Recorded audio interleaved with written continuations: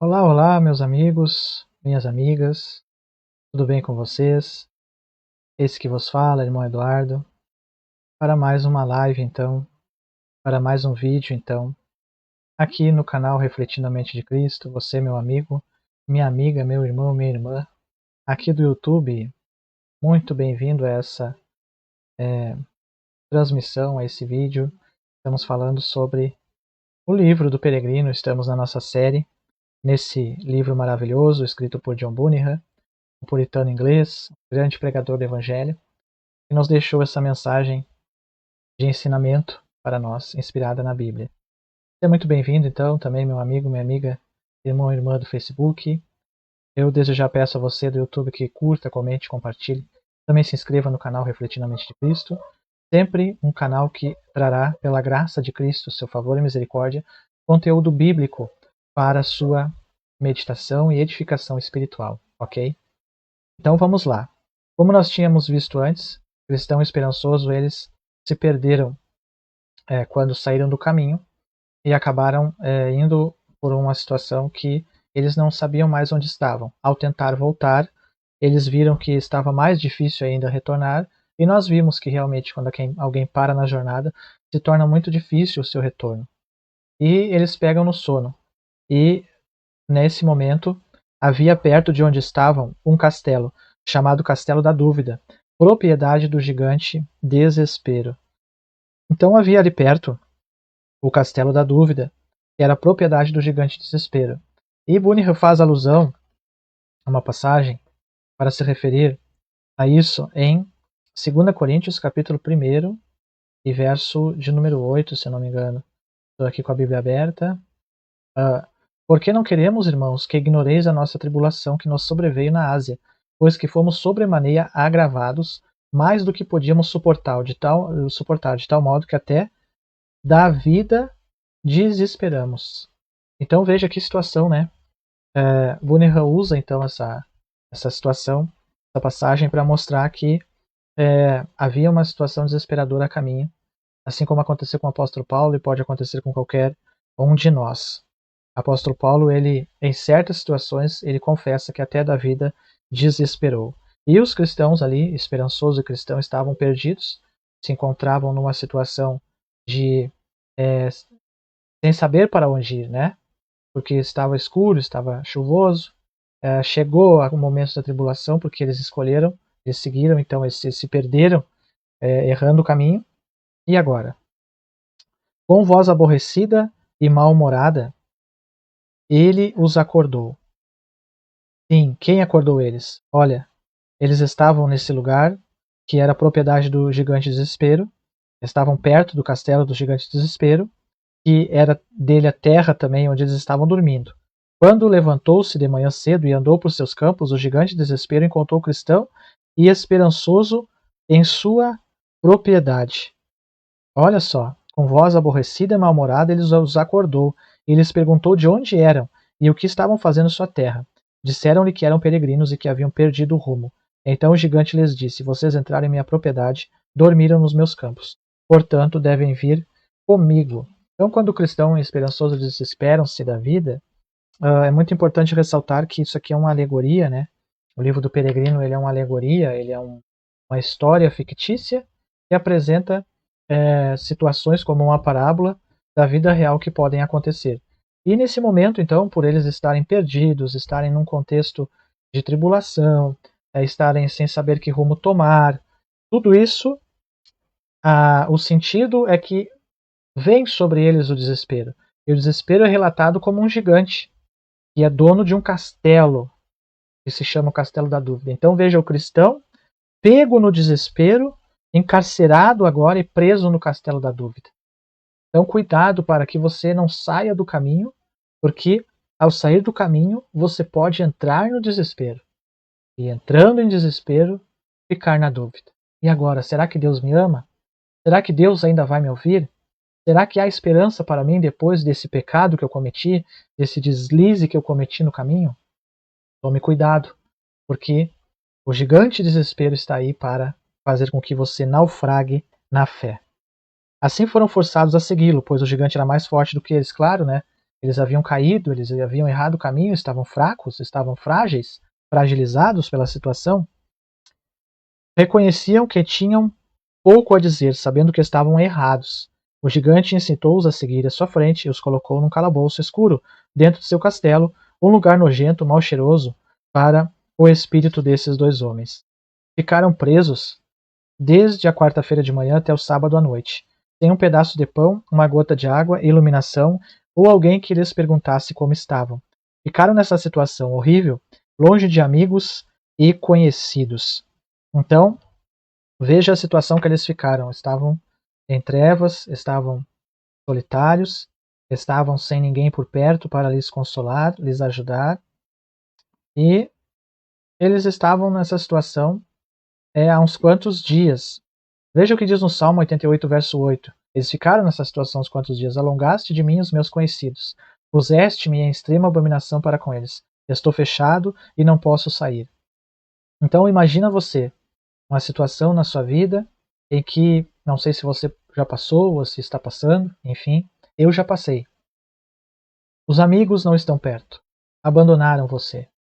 E também não vem nenhuma palavra de consolo de nenhum irmão, de nenhum conhecido da igreja, ao contrário, parece que estão torcendo pela sua derrota e pela sua queda. Parece que todos estão zombando e dizendo, veja só, ele caiu e não vai conseguir levantar. Essa era a situação aqui. Por quê? Porque, veja só, além de eles mesmos estarem sem esperanças, por causa de errarem o caminho e estarem na dúvida, as pessoas, elas não sabiam da situação deles, não sabiam onde encontrá-los. E muitas vezes também conosco isso pode acontecer por permissão de Deus, de nós nos fechar em situações em que nós não nos comunicamos com ninguém, não abrimos o nosso coração e nossos problemas para ninguém, não pedimos ajuda e não encontramos forças para isso, entende? Não encontramos coragem, não encontramos ânimo para nós sair e procurar a ajuda de alguém. Então, assim que eles estavam, simbolicamente, ok? Agora, nesse lugar, Cristão ficou inconsolável, pois foi devido à sua imprudência que estava em tal situação. O gigante, desespero, tinha uma esposa chamada Incredulidade. Então, incredulidade e desespero. Interessante, né? E juntamente com o desespero tem a incredulidade. Então, só fica em desespero aquele que fica incrédulo. E tem outro detalhe aqui. O desespero, quando nos ataca, vem junto à incredulidade nos atacar. Não, mas não, você não vai conseguir. Não, você não vai voltar. Não, você não vai se levantar. Não, você não vai conseguir perseverar. Não, você não vai vencer os seus pecados. Você não tem condições. Você não merece Jesus. Você não consegue mais ir para a igreja. Você não consegue fazer a vontade de Deus. E assim por diante. O gigante, desespero, ele comunicava-se então com a sua esposa e contou a ela que tinha capturado 2 prisioneiros e os havia lançado no calabouço por invadir suas terras. Perguntou a ela o que deveria fazer com eles. Ela quis saber quem eram, de onde vinham e para onde estavam indo. Ele deu as respostas e a esposa aconselhou a espancá-los, sem misericórdia, na manhã seguinte. Por isso, ao levantar-se, o gigante pegou um taco de golfe, feito de madeira de cerejeia, e desceu para o calabouço. Primeiro repreendeu-os como se fossem cães. Entretanto, eles não esboçaram nenhuma queixa. Depois surrou-os até que ficassem sem condições de se mover. Em seguida, abandonou-os em sua miséria. Durante todo o dia, nada fizeram além de suspirar e gemer amargamente. Na noite seguinte, ao falar com o marido sobre eles e saber que ainda estavam vivos, incredulidade sugeriu que ele os aconselhasse a cometer suicídio. Assim, pela manhã, ele desceu ao calabouço, tratou-os rudemente como antes, e vendo que estavam muito doloridos devido à surra que lhes dera no dia anterior, disse que nunca conseguiriam escapar daquele lugar, que a única saída para eles seria acabar com a própria vida, usando faca, corda ou veneno. Assim foi também a esposa de Jó, né? Ela aconselhou Jó também a amaldiçoar a Deus e morrer. É interessante notar que esses conselhos eles vêm, então, bem na hora que nós estamos mais vulneráveis.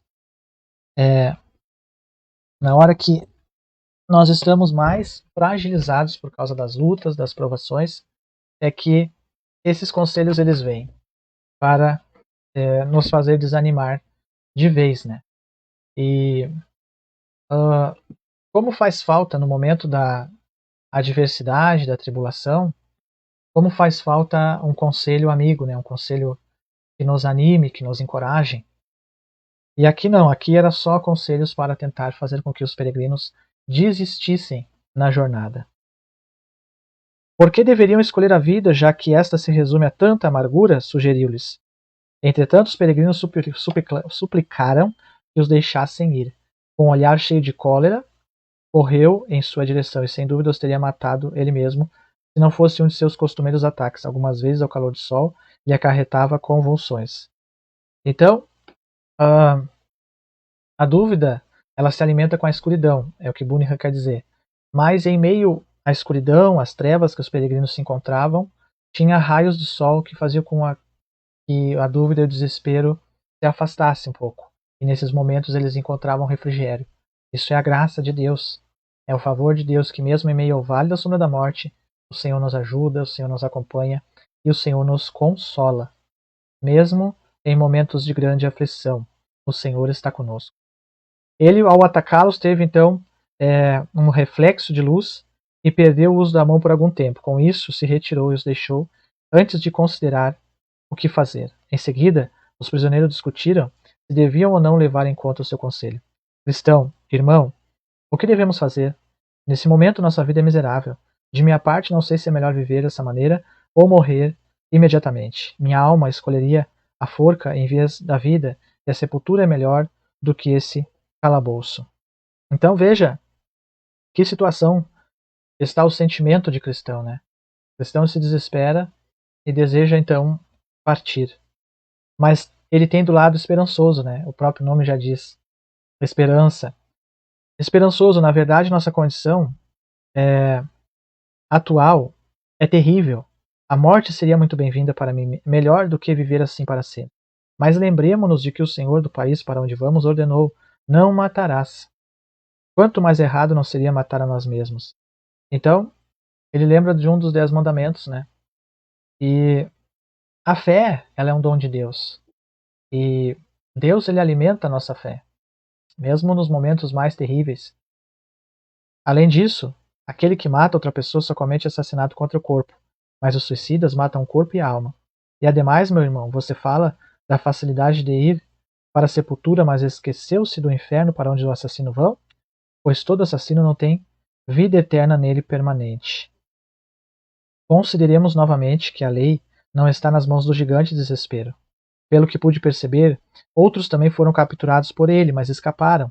Quem sabe o Deus que criou o mundo cause a morte do gigante desespero?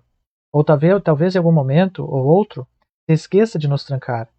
Ou pode ser ter mais de uma de suas crises e perder o uso de seus membros, se assim for. Prometo de todo o coração fazer o melhor para ficar longe deles. Fui um tolo em não tentar, mas, meu irmão, sejamos pacientes e esperemos mais um pouco. Então, esperançoso, ele percebe que Deus permitiu que ele chegasse naquela situação e que o que eles deveriam fazer agora era confiar, permanecer confiando. Ele lembra a cristão das duras provações que eles haviam já passado. O cristão passou pelo vale e lutou contra Apolion. Essa era mais uma dura provação que ele deveria passar. Na jornada, nós temos que visualizar, nos momentos que nós estamos passando dificuldades, outras dificuldades que nós já passamos, outras situações difíceis que nós já passamos, e crer que também na situação presente o Senhor, ele vai nos guardar e nos dar o livramento. Não vem sobre nós tentação que não seja humana, mas fiel é Deus que não nos deixa tentar acima do que nós podemos suportar antes, porém ele nos dá o escape. Então isso é muito importante nós ter em mente. Hebreus capítulo 6, verso 6. E recaíram, sejam outra vez renovados para arrependimento, pois assim quanto a eles de novo crucificam o Filho de Deus e o expõem a vitupério. Então, se já fomos iluminados e provamos o dom celestial, mesmo em uma situação de total desânimo e desespero, a fé permanece. Totalmente, um eleito, ele não vai totalmente se desviar. Ele poderá estar no fundo do poço, totalmente desanimado, desesperado ou em pecado, mas ali o Senhor está com ele. E o Senhor trabalhará na vida dessa pessoa para que essa pessoa se volte para ele. Por quê? Porque Deus é amor. Deus, ele não permite que totalmente uma alma a qual ele chama e resgata em Cristo se perca. Já vos esqueceste da exortação que argumenta convosco como filho?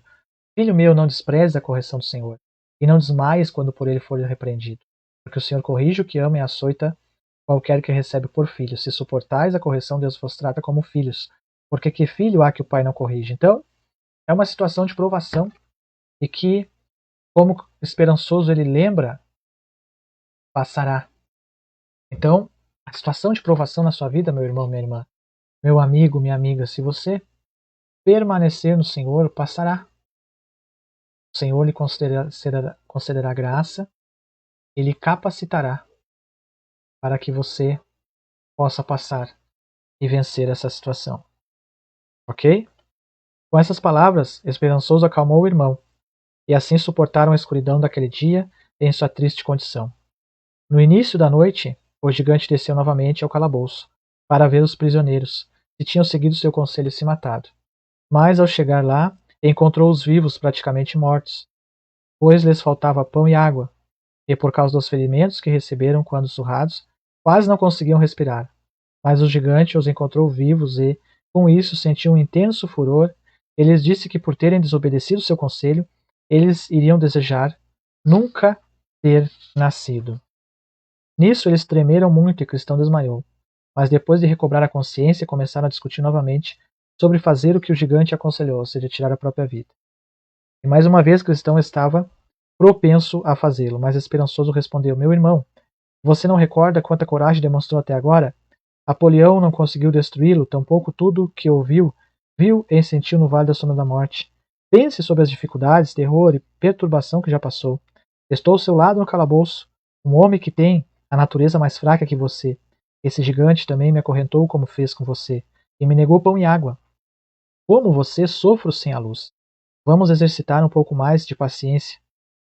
Lembre-se de como foi corajoso na feira da vaidade, onde não teve medo das correntes da prisão, nem mesmo da morte sangrenta. Portanto, vamos, pelo menos, evitar a vergonha inapropriada para um cristão, e resistamos com a paciência que nos for possível. Então veja, palavras de ânimo e encorajamento que esperançoso traz para cristão, lembrando ele das provações que ele já tinha enfrentado e da necessidade de permanecer confiante, esperando o livramento, esperando a ação divina na vida deles.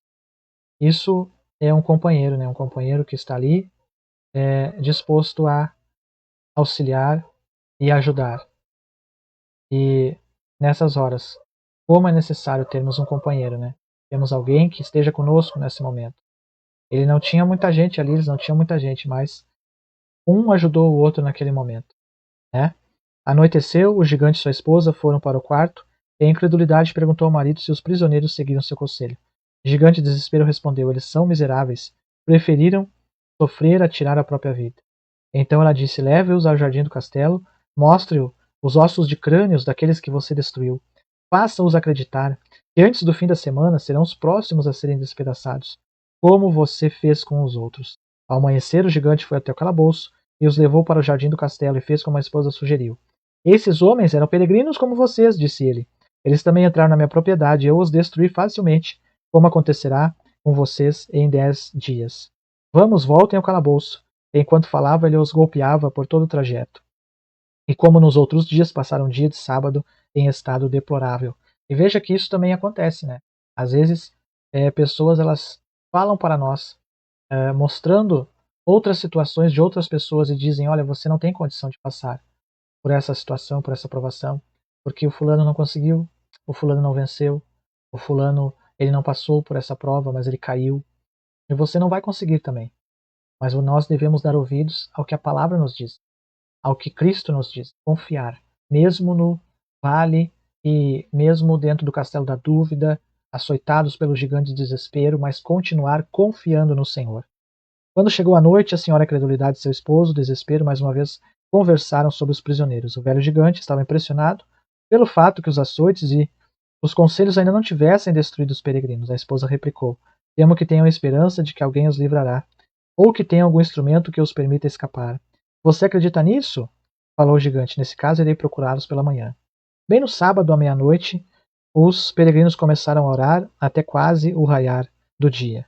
Antes do amanhecer, o bom cristão irrompeu em um discurso apaixonado. Que tolo tenho sido em ficar nesse calabouço terrível, quando podia sair livremente. Tenho uma chave no peito chamada promessa, a qual estou certo que abrirá qualquer tranca do castelo da dúvida. Em seguida, esperançoso respondeu: que boas novas, bom irmão. Tire a chave do peito e veja se consegue. Então, qual é o remédio para a dúvida? Qual é o remédio para a hora do desespero? Lembrar das promessas de Deus e confiar nas promessas de Deus para nossas vidas. O cristão então pegou a chave da promessa e tentou abrir a porta do calabouço. Enquanto girava, o ferrolho deslizou para trás, a porta se abriu facilmente e ambos saíram. Dirigiu-se então os dois à porta externa, que dava para o pátio do castelo, e com sua chave também abriu aquela porta. Depois abriu o portão de ferro, pois também precisava ser aberto. A fechadura era muito difícil de girar, mas a chave fez abri-la. Em seguida abriram o portão para fugir rapidamente, mas rangeu tão forte que despertou o gigante. Ele levantou-se apressadamente para alcançar os prisioneiros, mas sentiu as pernas falharem, pois teve um de seus ataques novamente, de modo que não conseguiu ir atrás deles. Então o cristão esperançoso chegaram à estrada do rei, e portanto encontraram-se a salvo, porque estavam fora da jurisdição de desespero. Agora, quando voltaram pela estrada que cruzaram inicialmente, começaram a pensar em como poderiam evitar que outras pessoas caíssem na mão do gigante. Eles decidiram erigir uma coluna e gravar uma frase sobre ela: esse caminho vai para o castelo da dúvida, propriedade do gigante desespero, que despreza o rei do país celestial e tenta destruir seus santos peregrinos. Assim, muitos dos que seguiram o caminho liam a mensagem e escaparam do perigo. Em seguida eles cantaram: saímos do caminho de nossa jornada e descobrimos o que significava pisar em terra proibida. E aqueles que virão, tenham cuidado. O fim, a fim de que a negligência não os torne como nós. Os que traspassam se tornam prisioneiros. Transpassam, negligenciam o caminho do Senhor, se tornam prisioneiros do castelo da dúvida, daquele que se chama desespero. Então, você, meu querido amigo, meu querido irmão, minha amiga, minha irmã, você está em qual situação? Você está numa situação como essa, em que se sente desesperado, desanimado, sem forças? Eu quero dizer para você, tome posse das promessas e para a sua vida. E Deus, com certeza, lhe iluminará com seu espírito, com sua graça, e tirará você do castelo da dúvida e das mãos do gigante desespero, levantará você e levará você de volta ao caminho da salvação. Vamos orar? Quero orar por você que se sente desesperado, desanimado, sem forças para levantar. Senhor, meu Deus e meu Pai, eu oro por essa pessoa, Senhor, que está ouvindo agora esse vídeo e está desanimado e desesperado. Eu peço, Senhor, concede para essa pessoa a chave da promessa, renovando, Senhor, as tuas promessas na vida dessa pessoa, iluminando a mente dessa pessoa, nas tuas palavras, nas tuas promessas, nas escrituras sagradas. Ó Senhor, tira ela do castelo da dúvida, tira essa pessoa das mãos do gigante de desespero e leva essa pessoa de volta ao caminho da salvação, Pai, eu te peço, em nome de Jesus. Amém. Deus abençoe você, muito obrigado por ter estado comigo até aqui, e o meu desejo é que esse vídeo sirva para a sua edificação espiritual. Não esqueça de curtir, comentar, compartilhar e se inscrever no nosso canal lá no YouTube. Ok? Até o próximo vídeo. Um abraço.